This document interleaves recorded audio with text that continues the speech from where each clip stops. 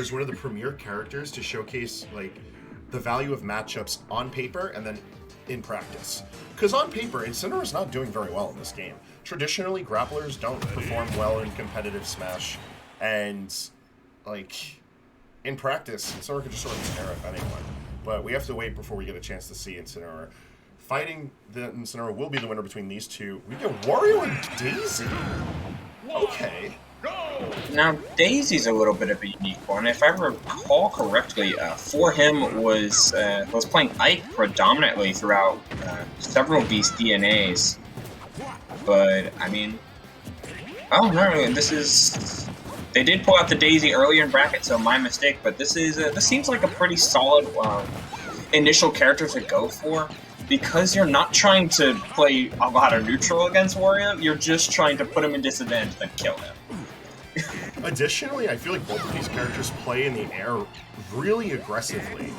Like, Wario's amazing aerials and ability to play around with excellent airspeed does let him take Peach out of the sky quite frequently, but given how much damage and potential to counter hit Daisy has on the table, this could be a very interesting battle, regardless if we see someone waiting on the ledge or in control of the ledge. As we've seen, this Daisy has not let go of the ledge since I've opened my mouth.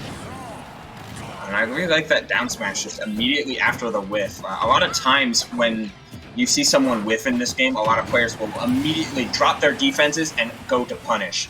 But covering your whiffs with additional hitboxes, it's a little bit of a mashy strat, but it's a strat nonetheless. Hey, listen, man, if it works, it works. True that. And on the real, like, both of these characters, they kind of get to mash sometimes. Yeah, they got a lot of good buttons across the board. Good out of 10. The Chomp. Speaking of, ledge, yeah. That's one of them. Chomp is such a good tool to use at the ledge. Alright, so trying to challenge yet again with an attack off of ledge. Interesting to see ForHim like almost constantly trying to set up air-to-air situations, even when they are in disadvantage. As we see, yet another jump, but gets punished out of shield with Wario's inflated head. I guess he's too celebrating his new game. Very rare that we get a chance to see any merit behind Wario's smash attacks, but please, can we get up into smash attacks more? That's rough. That's a rough read.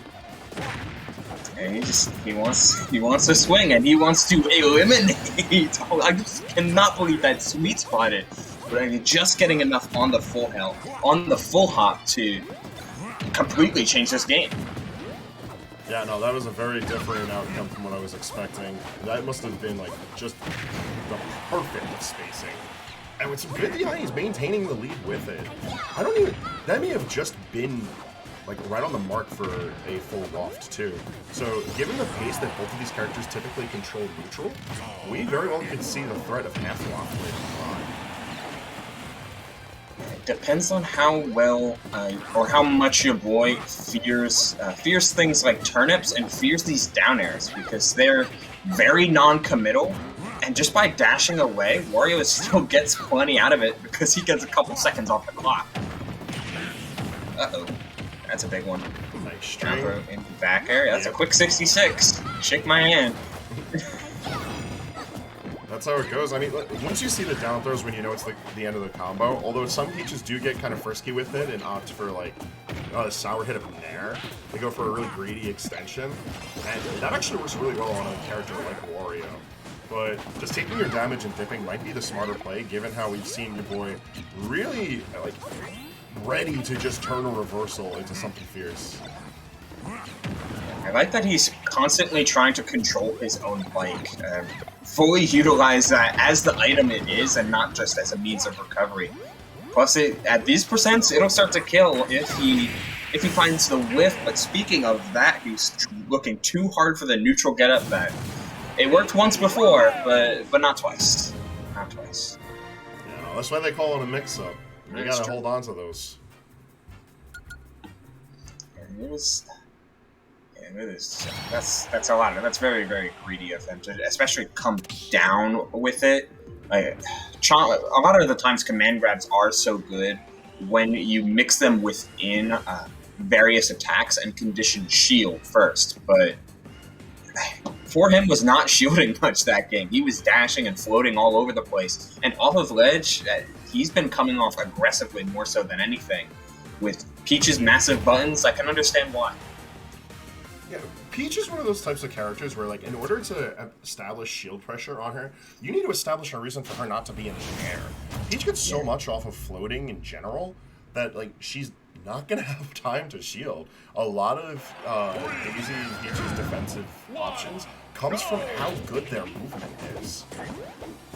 So you have to sort of, through process of elimination, get them down into territory where they can be read. Game 2, bringing us right on back to stadium, I think makes a lot of sense. I feel like Wario was playing out the stage just fine. We just got to be less linear with those ledge options, and we might see ourselves go to Game 3.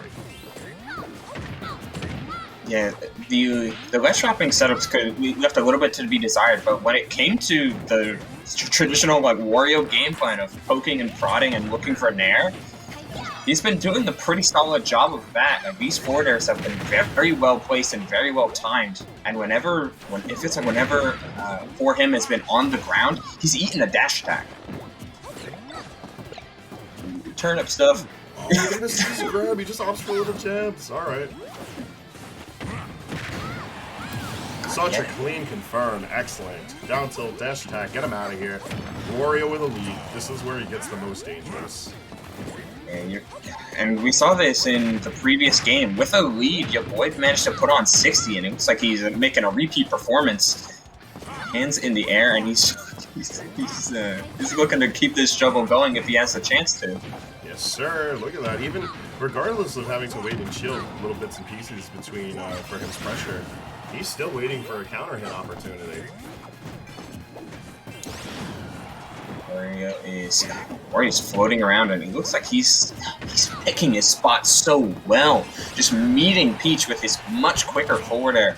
It's like, what are you gonna do about it? It's at this point that some of the more forward floating trajectories might need to be thought out a little bit further if you're ForHim, because this is getting a little bit out of hand. A back air out of shield will do it, but at 107.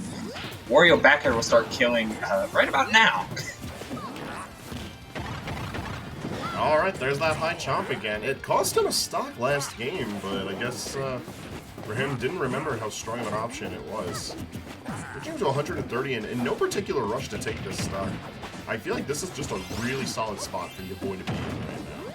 Even coming down from the ledge, Peach has to be the initiator. Pressing buttons is not what you want to be doing when you're in control like that. It's at spots like those that you want to go for parries. If he got that second hit, he was dead, but the combo still keeps on going. Wario's tree is just so fluid, and you can switch from one combo to another at just the drop of a hat. Grab will result in a back air, but still a long way to go. And swings like that aren't gonna... No, we can't be doing that. At a point in the game where using loft is very dangerous. I hope the best for your boy. Still got bike in charge of the... That's not killing. Oh, okay. I was gonna say that is a dangerous button to opt for, but suspect DI almost leading to disaster. Oh, yet another forward smash. He was looking to end it all. Getting a little bit desperate. 142 though. I guess he has the right to be.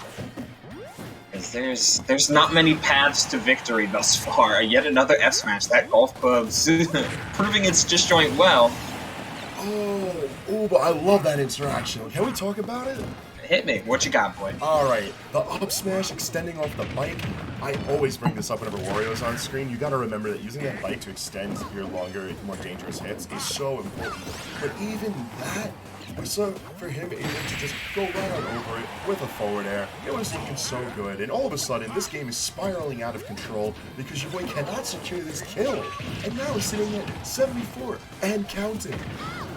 Down smash was still high enough to anti-air, and did not respect bite. He didn't do it. Oh. All right. Me too, Wario. Yeah, no, honestly, I'm rolling with that one. The bite almost killing the last time definitely should have put into ForHim's mind that you got to be careful choosing these options or jumping off the ledge. Like, Peach and Daisy get a ton off of it, but we've already seen that your boy is well acclimated to trying to cover that option. You have to be very choosy about what you do with a ledge. We've seen roll heavily punished. We've seen the neutral get up heavily punished, jump from the ledge. And Peach has an awful get up attack, so we're not really going to see that. But if you just take your time and try to mix up your patterns, it could just be a little bit less dangerous.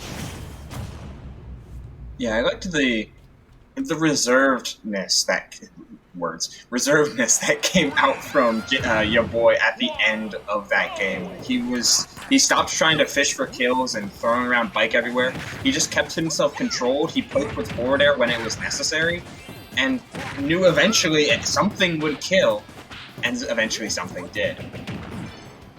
It's gonna be really on for him to try and get into your boy's head a little bit, and I think it really starts with some of these turnips. There's a lot of approaches that are very much just run across the stage and dash attack, or float across the stage and down air. It's like you need to be a little bit more careful with how you're going about fighting Wario, because he'll blow you up, and turnips are a very good deterrent. You know what's funny is I absolutely agree with you in the use of turnips really heavily affecting this matchup in favor of Daisy, but I do want to bring up that the way that your boy has been making use of the bike almost seems like he's taking a page out of the book of Daisy themselves, because this aggressive use of bike is something I very rarely see with Wario, and it works so good on characters that focus heavily on their pressure coming in from air to air. Bike is just one of the items in this game are just so good, and while Wario may not have the easiest time spawning his bike and keeping it around, given that 10-second timer after it's destroyed, but it's still, as you mentioned, it extends your hitboxes. It's a massive projectile, and you can eat it to decrease the waft timer. Like, it just fits into Wario's game plan so perfectly. Especially since his main weakness in a lot of cases. Oh no, Saturn! There he goes! His main weakness a lot of time can be extending his burst range in a non-committal fashion, and Bike just does that so perfectly. Evidently, playing the patience game has been working out for both of these players, I'd say. Your boy chilling at 182 on first stock. He is glowing right, ready for the waft. And I can't get over it. I cannot do it. I can't do it. That was like 4 times in a row. Almost using it to extend the waft. Like... Sorry, that was comical. Yeah, no, like, we're actually just at the bike rally with this one. I love it, though. I'm always emphasizing that players ought to get used to items spawning, because they really do have a big impact. Talking about big, that up smash almost managing to kill. But, like, this is such expert use of the bike, and it's so unorthodox as well that I feel like even typical matchup experience from Daisy isn't going to help you much here. And I think it's really starting to grind down on for him.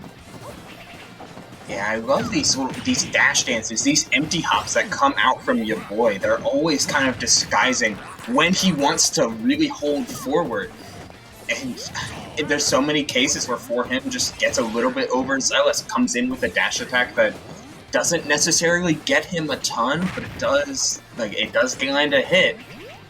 Yet that if you're going to be trading blows with Wario, you need to make your hits count. Wario's the type of character that can afford to just go blow for blow with someone. Another one. There you go. Poor Saturn. Like, Wario can afford to go hit for hit in Peach, because Peach needs, like, a hit to really mean something. And how is about that meaning something? Stitch the immediate follow-up from Saturn? So he's pulled 2 Saturns and a Stitch. Can't ask for anything more. Oh, that's some good luck right there. The trade he gets out of the second hit in Nair and immediately follows up with down tilt. I mean, if you got those buttons, might as well use them. And this game has really swung in the other direction. Like, your boy seemed to have so much control and so much momentum coming from game 2. I don't think he had his bike ready. I don't think he had a was jump ready. either. That was such an unfortunate situation, but an amazing reversal for him. when did he lose his jump here? Yeah, because the bike's on stage. Oh, it was right there. He right jumps, there. gets hit by turnip. He would have had to have biked, I think, into the stage, then used that jump and upbeat, and even then he may not have been able to come back. Yeah, he might have been too far caught under the stage. That's so tragic. And I guess it's what you see when DayZ, or at least when ForHim was pulling these turnips and immediately tossing them straight downward. Wario's corkscrew, the upbeat, just doesn't take him all that far without his jump or even without any of his other resources. He's very reliant on bike to augment his recovery, and without that, he's kind of a sitting duck. Well, just like that, it looks like we're going to be seeing a bit more DayZ action later on tonight's bracket.